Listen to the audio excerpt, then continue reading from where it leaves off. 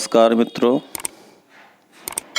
आज मैं आपके सामने एक दृष्टांत लेकर के आया हूँ जिसमें यह बताया गया है कि मनुष्य जिस दोषों को छोटा समझता है और उन्हें अनदेखा करता है, वही दोष आगे चल कर के विशाल रूप धारण कर लेते हैं और हमारे जीवन का एक अभिन्न हिस्सा बन जाते हैं। उसी का निरूपण इस दृष्टांत में किया गया है। तो दृष्टांत इस प्रकार से है। एक नगर में सदाचार संपन्न सज्जन पुरुष निवास करते थे। उनके सदाचार के चर्चे बड़े नगर में फैले हुए थे, क्योंकि सदाचार ही उनका परम धन था। उनके पास रुपए पैसे का तो कोई धन नहीं था, अर्थात वह निर्धन थे।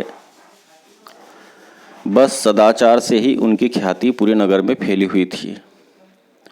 एक दिन उनकी पत्नी ने उनसे कहा कि क्यों ना आप हमारे राजा साहब के पास जाकर के थोड़ा धन दान के रूप में मांग लेते, क्योंकि मैंने सुना है कि हमारे राजा साहब बड़े दानी दयालु प्रकृति के इंसान हैं, वह आपकी मदद जरूर करेंगे। इन सज्जन पुरुष ने भी हाँ में स्वीकृति दे दी। दूसरे दिन यह सज्जन पुरुष राजा साहब के पास जाने के लिए घर से निकल पड़े। लेकिन उस नगर का राजा, जो एक बड़ा चतुर इंसान था, वह याचकों को कभी निराश तो नहीं करता था, किंतु उसने याचकों के लिए कुछ परीक्षाएं तय कर रखी थी। जो उस परीक्षा में उत्तीर्ण होता, उसे ही राजा के पास जाकर के कुछ मांगने की पात्रता प्राप्त होती थी। वह परीक्षाएं क्या थी कि राजा ने अपने महल के चारों दरवाज़ों पर प्रवेश के लिए कुछ परीक्षाएं तय कर रखी थी। जो याचक उन परीक्षाओं में उत्तीर्ण होता, वही राजा के पास तक पहुंच पाता था। अब इन सज्जन पुरुष ने प्रथम द्वार पर जाकर के देखा, प्रवेश करना चाहा। वहाँ पर जुआ खेला जाता था और उस द्वार की यह शर्त थी कि यदि आपको इस द्वार के अंदर जाना है तो कुछ देर जुआ खेल करके ही आप अंदर प्रवेश पा सकते हैं। यह सज्जन पुरुष ने जुआ खेलना मंजूर नहीं किया और दूसरे द्वार पर चले गए। अब दूसरे द्वार पर जाकर देखते हैं कि वहाँ पर शराब पिलाने की शर्त थी। यह राजा के षड्यंत्र को समझ नहीं पा रहे थे। वहाँ पर यह शर्त थी कि आप जब शराब पिएंगे तभी आपको इस द्वार से अंदर जा सकते हैं। यह सज्जन पुरुष ने उस द्वार का भी परित्याग कर दिया और तीसरे द्वार पर पहुँच गए। तीसरे द्वार पर एक वैश्या बैठी हुई थी। उस वैश्या को संतुष्ट किए बिना कोई भी उस याचक उस द्वार से अंदर नहीं जा सकता था।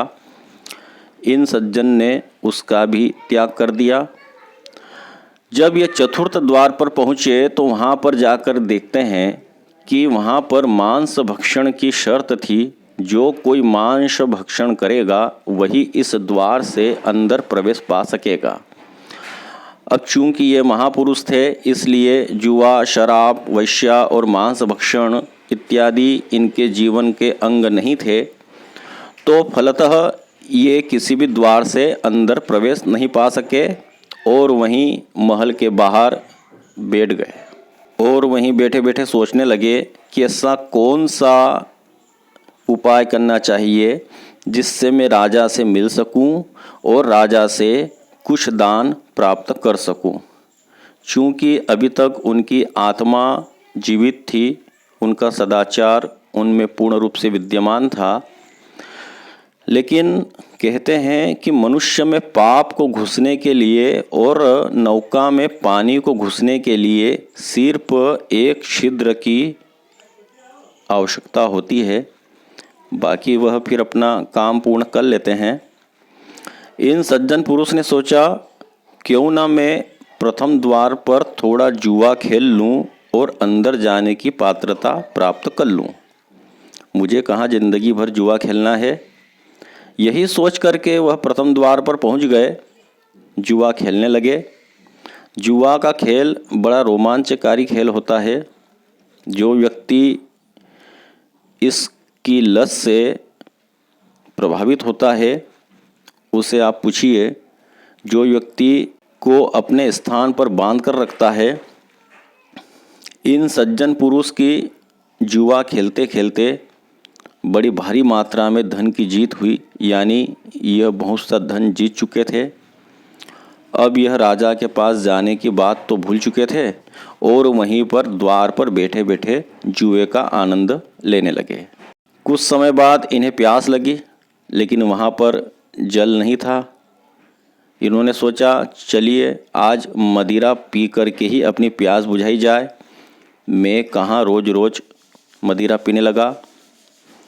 यहाँ पर यह दर्शन होता है कि जब इंसान एक पाप करता है, एक बार अपने जमीर के साथ समझौता करता है, फिर उसे समझौते पर समझौते ही करने पड़ते हैं। मदिरा पी करके प्यास बुझाई।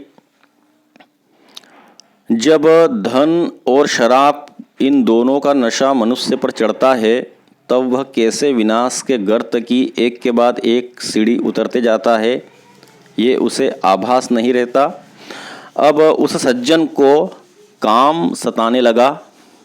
फलतः वो सज्जन पुरुष अपने हाथ में बड़ी सी धन की पोटली जो उन्होंने जुए में जीती थी उसको ले करके और दूसरे हाथ में शराब ले करके वैश्या के पास जा करके बैठ जाते हैं।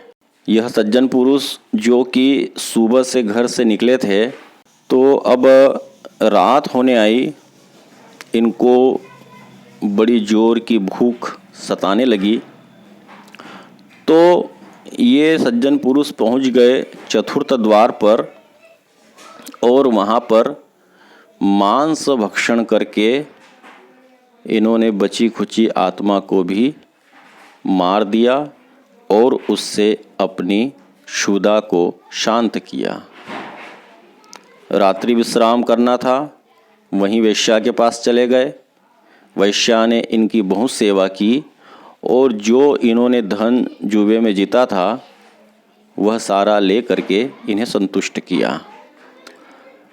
धन जो कि जुए से आया था, इसलिए उसका गमन भी ऐसे ही स्थान पर होना था, तो हो गया।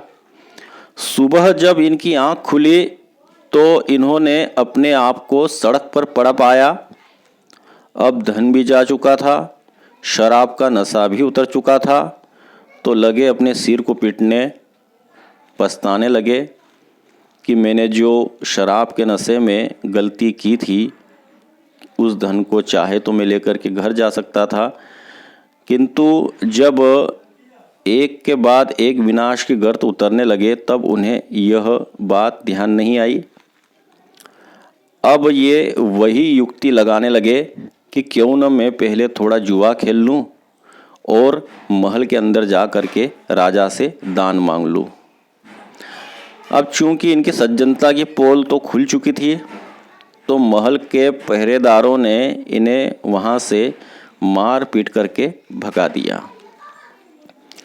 इसीलिए कहा गया है कि जब भी कोई गलत आदत मनुष्य में आती है तो वह अकेले नहीं आती, बल्कि वह अपने पूरे परिवार के साथ आती है। अनुचित काम आया है तो क्रोध भी आएगा, अहम भी कहाँ साथ छोड़ने वाला है, वह भी आएगा।